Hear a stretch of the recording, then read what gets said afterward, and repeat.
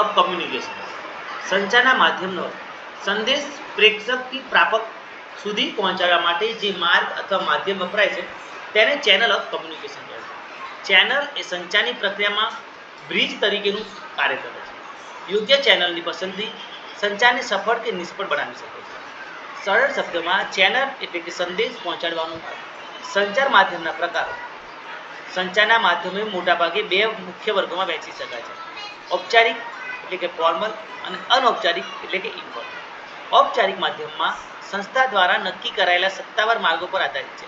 તે હંમેશા નિયમિત અને નિયંત્રિત હોય છે. ઉદ્ધવગામી એટલે કે તળિયેથી ટોચ તરફ. લાઇબ્રેરી સ્ટાફ હેડ લાઇબ્રેરીને રિપોર્ટ કરે. અધ્વગામી એટલે કે ડાઉનવર્ડ કમ્યુનિકેશન, જેમાં ટોચથી તળિયા સુધીનું કમ્યુનિકેશન. ઉદાહરણ તરીકે હેડ લાઇબ્રેરીના સ્ટાફને નવા નિયમોની જાણ કરે છે. ક્ષેત્રીય અથવા તો હોરિઝોન્ટલ કમ્યુનિકેશન એટલે કે સમકક્ષ પદ પરના લોકો વચ્ચેનું કમ્યુનિકેશન. ઉદાહરણ બે વિભાગીય લાઇબ્રેરીઓ વચ્ચેનું ચર્ચા. તિરાડી એટલે કે ડાયગોનલ કમ્યુનિકેશનમાં અલગ વિભાગો અને અલગ સ્તર વચ્ચે સીધો સંપર્ક. ઉદાહરણ તરીકે લાઇબ્રેરી સ્ટાફ સીધી યુનિવર્સિટી આઈટી વિભાગનો સંપર્ક કરે છે. ફાયદા: નિયમિતતા, વિશ્વસનીયતા અને પુરાવા આધારિત. સંસ્થામાં શિસ્ત રહે છે. પ્રક્રિયા ધીમી છે, લવચિકતા ઓછી. અનૌપચારિક માધ્યમ એટલે કે આ માધ્યમો વ્યક્તિગત સંબંધો, મિત્રતા, ગપસપ અને સ્વચ્છંદ વાતાવરણ વાતચીત પર આધારિત છે.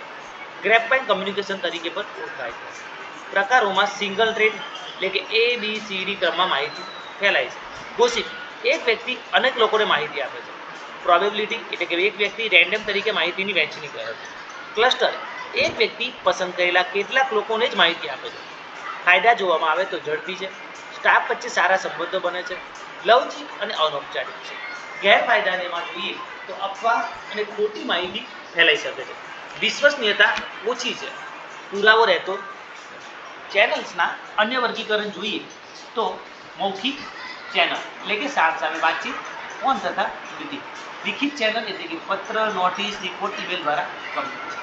ઇલેક્ટ્રોનિક ચેનલ એટલે કે internet, social media, video conference દ્વારા માહિતીની આપલે કરી.